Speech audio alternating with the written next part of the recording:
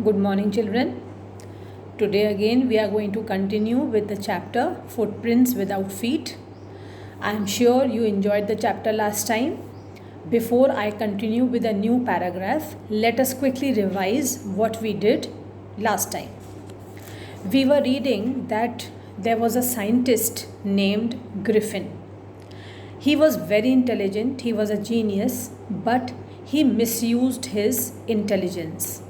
He misused his power of science, he misused the discoveries made by him, and he had a desire to become invisible.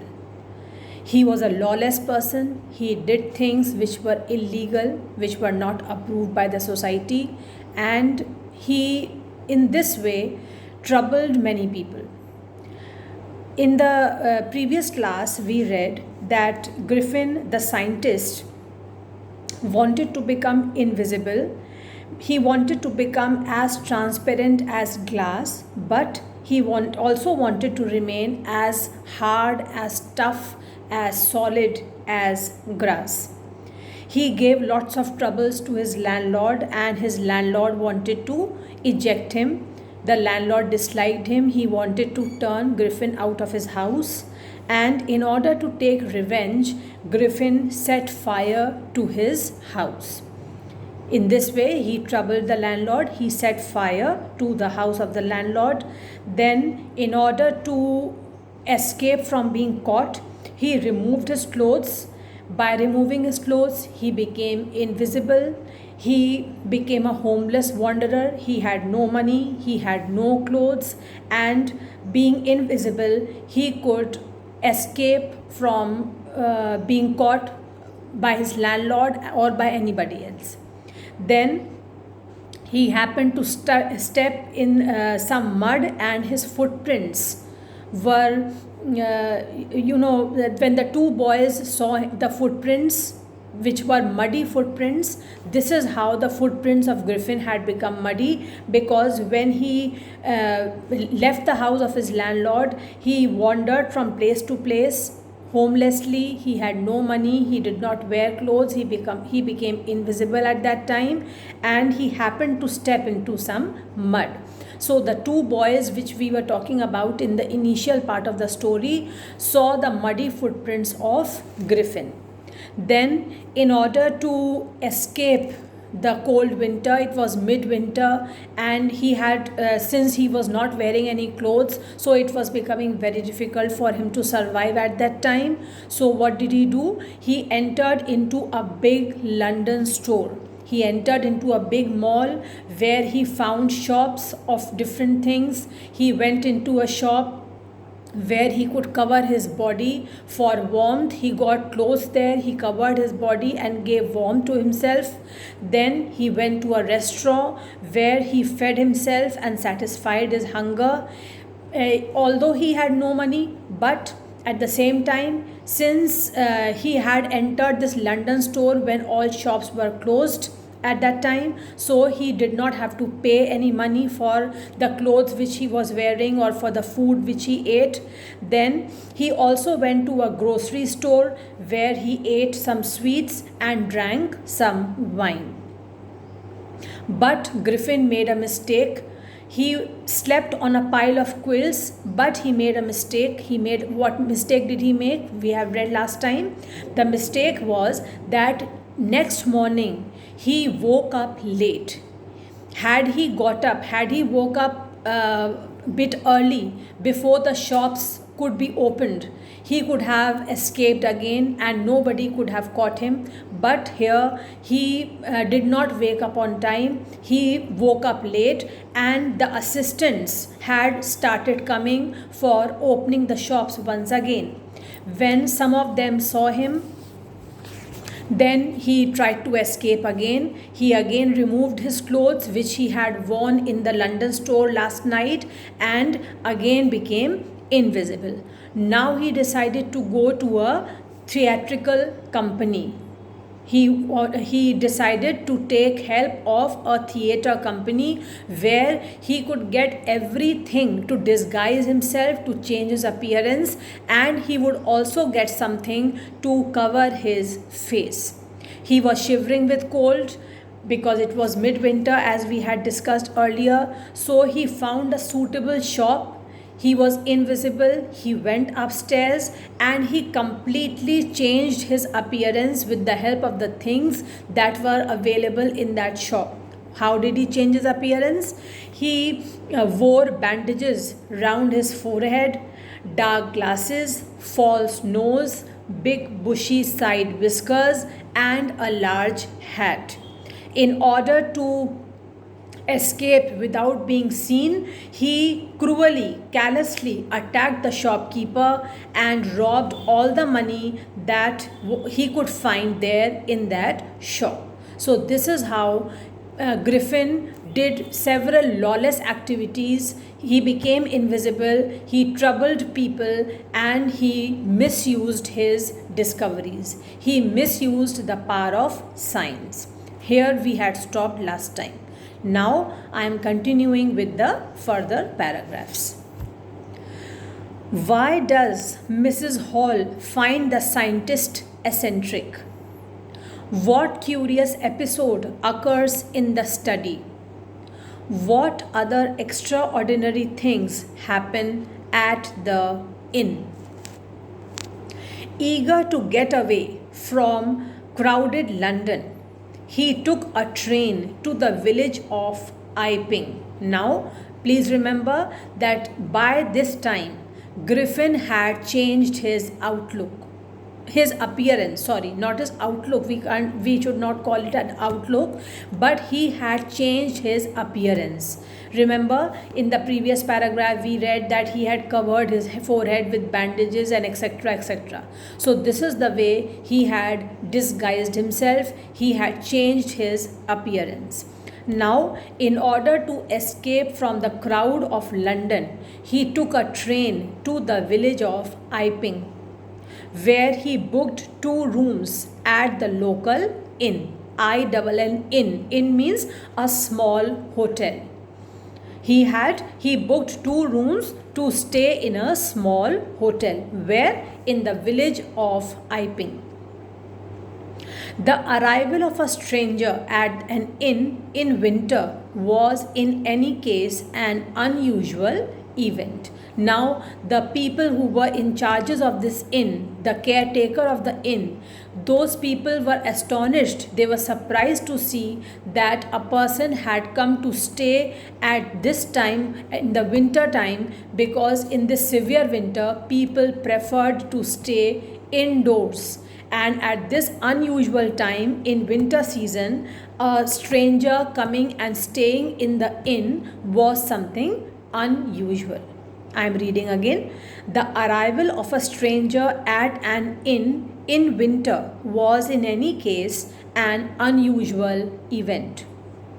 A stranger of such uncommon appearance set all tongues wagging. Interesting line, pay attention. A stranger of such uncommon appearance because generally we don't see people covering their forehead with bandages and putting false nose, wearing dark glasses all the time. This is something strange and unusual, isn't it? So when he went to the village of Iping, and when he decided to stay in the inn with such an unusual appearance, everybody there started talking about this man, this unusual man who had stepped in the local inn. A stranger of such uncommon appearance set all tongues wagging. Set all tongues wagging means the people started talking about only one person. That person was this stranger, this strange man who had come in the local inn, in a small hotel. Mrs. Hall, the landlord's wife, made every effort to be friendly. Now, when he reached this hotel, the landlord of the hotel his wife, Mrs. Hall was the wife of the landlord of the hotel. His wife made every effort to be friendly to this new visitor. But Griffin had no desire to talk and told her, "My reason for coming to Iping is a desire for solitude." Solitude means he wanted to stay alone. He did not want any company. He did not want anybody to disturb him. He did not want to meet people, to talk to people. So he told Mrs. Hall that my reason for coming to Iping is a desire for solitude. That means he directly told Mrs. Hall not to disturb me, not to come and talk to me, because I have come to Iping in order to stay alone. I have left the crowd of London in order to get some peace, stay alone, live a peaceful life, a life of solitude. So he directly hinted to Mrs. Hall not to come and talk to him, not to come and disturb him. "I do not wish to be disturbed in my work." This is how he directly told Mrs. Hall that he did not want her to talk to him. He did not want her to meet him again and again, because he wants peace, he wants silence, and he wants nobody to disturb him. "I do not wish to be disturbed in my work. Besides, an accident has affected my face." Now, children, here if I ask you, did any accident actually had affected his face? I am sure you will immediately say no. There was no such accident which had affected his face. Why did he hide his appearance? So that he can trouble people again and again, and he can hide his identity. He can disclose, he will not disclose his identity. He will be able to hide himself. Nobody will recognize him. Nobody can catch hold of him. "Besides, an accident has affected my face." Satisfied that her guest was an eccentric scientist. Eccentric means unusual, a strange scientist. Satisfied that her guest was an eccentric scientist, and in view of the fact that he had paid her in advance, Mrs. Hall was prepared to excuse his strange habits and irritable temper. Now, when Griffin told Mrs. Hall not to disturb him, he wanted solitude, he wanted peace, he wanted loneliness. He did not want any company. He did not want anybody to come and talk to him, to come and meet him. Mrs. Hall considered him as a strange man, a strange scientist, an unusual scientist, and also because Griffin had already paid to Mr. and Mrs. Hall in advance, so she decided to excuse this man, to leave that man alone, to excuse him for his strange habits and irritable temper. That means irritable temper means a behavior, a nature which does not please others, which irritates others. So although his behavior, his nature seemed to irritate Mrs. Hall, but since she considered Griffin as an eccentric scientist, as a person who was a little unusual, a person who was strange from others, so she decided not to disturb him and leave him. Mrs. Hall was prepared to excuse his strange habits and irritable temper. But the stolen money did not last long. Stolen money, from where did he steal money? Remember, before he had come to the village of Iping, he went to a shop where he had changed his appearance, and he had also attacked the shopkeeper and stole the money that he found in the shop. So that stolen money did not last long. But the stolen money did not last long, and presently Griffin had to admit that he had no more ready cash. So he had to finally admit this, he had to confess that the money which he had is now over and he has no more money to pay to Mr. and Mrs. Hall.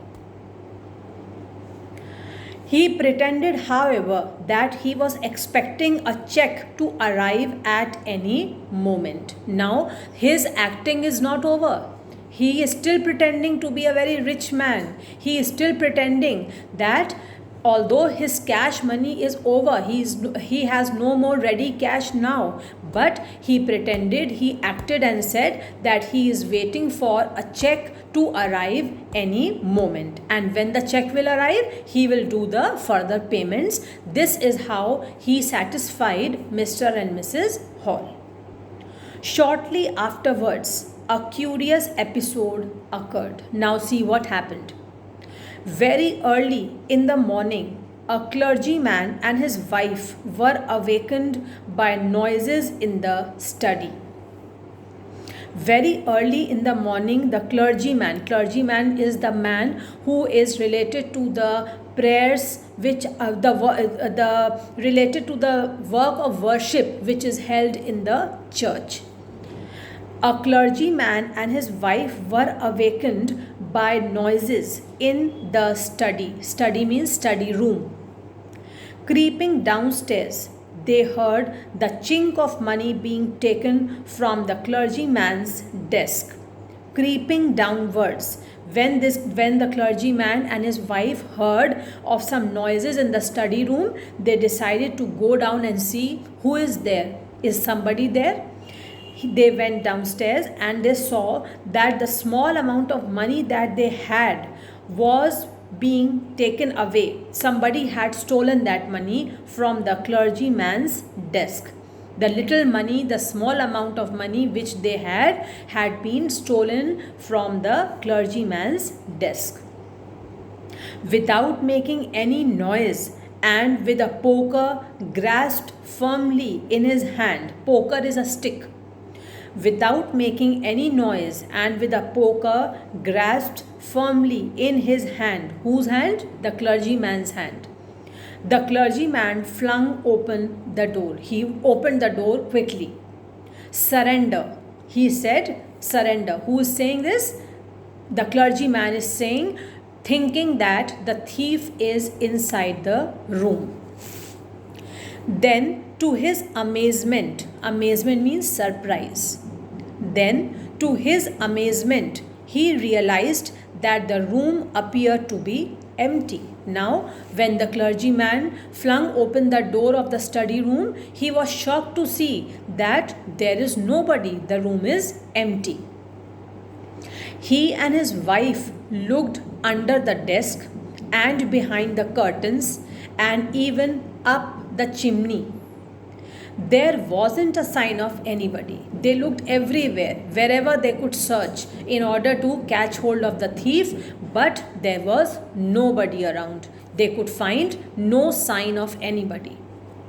Yet the desk had been opened and the housekeeping money was missing. Although they could not find anybody around, the room was totally empty, but they were shocked to see that the desk was open and the money which they had kept for their maintenance of the house was stolen. The money was missing. Extraordinary affair, the clergyman kept saying for the rest of the day. Extraordinary affair, that means very strange, something very unusual, surprising thing, that the thief is not there, nobody could be found anywhere in the room or in the house, and the desk was open, the housekeeping money had been stolen.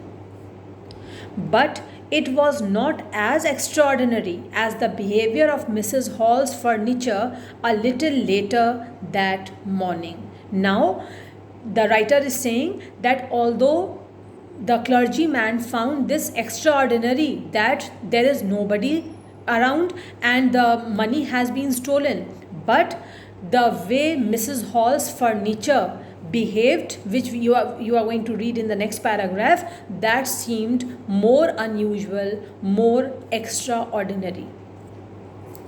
The landlord and his wife were up very early. That means they woke up very early in the morning.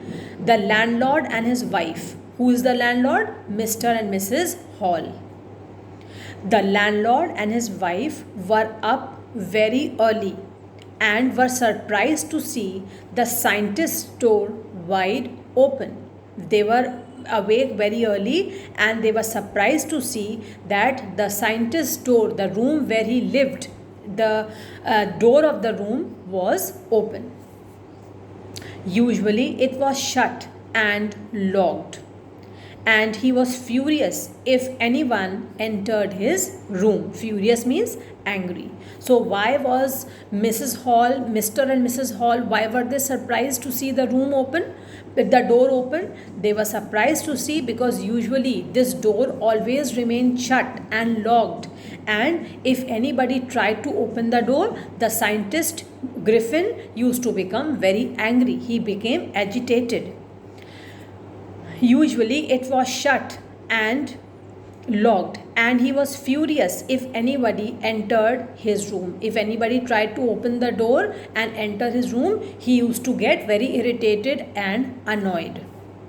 The opportunity seemed too good to be missed. Now, when Mrs. and Mr. Hall saw this door open today, they thought they must not miss the opportunity and they must enter into the room to see what was there in the room. Is the scientist there? Why he did not allow anyone to enter the room? The opportunity seemed too good to be missed. They peeped round the door, saw nobody, and decided to investigate. They peeped inside. When they found there's nobody inside the room, they could see nobody, they decided to investigate. That means enter the room and find out what all things were kept, why he did not allow anybody to enter the room, etc., etc. The bedclothes were cold, showing that the scientist must have been up for some time. The bedclothes were cold. That means the bed where he used to sleep, the bed sheets had no warmth, because usually what you see, if you have observed this, when you get up from bed in the morning, for some minutes your bed sheet, the bedclothes which you have used to cover yourself, all those things remain a little warm for a few minutes, then gradually, because of the warmth in your body, but gradually they become cold. So when Mr. and Mrs. Hall entered the room to investigate, they saw that the bedclothes were cold. The cold bedclothes indicated that Griffin had been out of bed for quite some time. The bedclothes were cold, showing that the scientist must have been up for some time. The stranger still, the clothes and bandages that he always wore were lying about the room. Now, they were not only surprised to see that the bedclothes were cold, they were shocked to see that the bandages and the clothes which Griffin always used to wear were lying about the room. All of a sudden, Mrs. Hall heard a sniff close to her ear. This was not enough. All of a sudden, Mrs. Hall heard a sniff. That means as if somebody is breathing through the nose, making a sound. What did she hear? Somebody breathing through the nose, making a strange sound. She heard this. A moment later, the hat on the bedpost leapt up, moved up. The hat which Griffin used to wear, the hat on the bedpost leapt up, it moved up and dashed itself into her face. The hat moved up on its own and it hit the face of Mrs. Hall. Then the bedroom chair became alive. You can just imagine what would have been the condition of Mrs. Hall at this time, that the furniture is moving, the chair is becoming alive, the hat is moving up and hitting her face, somebody as if is breathing near her ears, making a strange sound. What kind of experience would have been? Springing into the air, it charged straight at her. What charged? The chair. The chair became alive, springing into the air. That means the chair itself lifted in the air and it hit straight at her, legs foremost. The chair rose in the air and it hit the legs of Mrs. Hall. As she and her husband turned away in terror, the extraordinary chair pushed them both out of the room and then appeared to slam and lock the door after them. Now, in order to turn Mr. and Mrs. Hall out of the room, what did the chair do? The chair pushed both Mr. and Mrs. Hall out of the room and then appeared to slam and lock the door. Slam means it shut the door. The chair hit the door in such a fierce manner that the door shut with a loud sound, with a loud bang. So this is how the chair's unusual behavior created terror in the minds of Mr. and Mrs. Hall. Both Mr. and Mrs. Hall were turned out of the room by the chair. The chair pushed them out of the room and then it shut the door of the room, making a loud bang, making a loud sound. So this is how lot of troubles were given by Griffin to Mr. and Mrs. Hall, although he could not be seen. Nobody could see where this scientist was. But Griffin was giving troubles every now and then to different people in different ways. Now children, I had given you 3 questions and I had told you that you must find out the answers of these 3 questions. I am reading out the questions to you and the answers also, so that you can see whether you have found the correct answers or not. Question number 1 is, how did the invisible man first become visible? How did the invisible man first become visible? I am reading the answer to you. The invisible man first became visible after he slipped into a big London store for keeping himself warm and overslept there, wearing clothes that he had taken from the store. The clothes made him visible to the shop assistants when they came in the morning. To escape from them, he had to take off all his clothes so that he could become invisible once again. Okay, if you remember, he went into the big London store to keep himself warm because it was midwinter and he could not continue to live without clothes and survive in that winter season. So when he wore clothes in the big store where he had gone, he became visible. But when the next day he saw the assistants coming, he again had to take off his clothes so that he could become invisible once again. Next question. Where did he go next and why? Where did he go next and why?